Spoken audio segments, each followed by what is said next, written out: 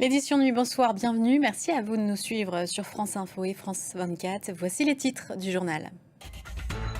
Le conflit Israël-Iran ce vendredi. Après 8 jours de frappe, Israël estime avoir déjà retardé d'au moins 2 ou 3 ans une possible arme nucléaire iranienne. Selon le ministre des Affaires étrangères, le résultat de l'offensive israélienne est significatif. De son côté, le régime iranien tente de mobiliser sa population contre Israël à grand renfort de télévision d'État où le présentateur évoquait un vendredi de la résistance et de solidarité de la nation iranienne. Dans la foule, on a pu voir des slogans de soutien au guide suprême. Cela intervient alors que, dans le même temps, depuis l'étranger, le fils du Shah, Reza Pahlavi, appelle lui au soulèvement de la population iranienne. Récit d'État Nadji.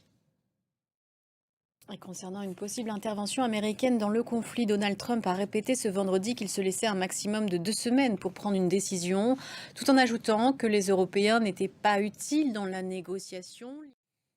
Dans le reste de l'actualité, aux États-Unis, un juge ordonne la libération de Mahmoud Khalil qui a eu lieu ce vendredi soir. Il est la figure des manifestations pro-palestiniennes de l'Université de Columbia.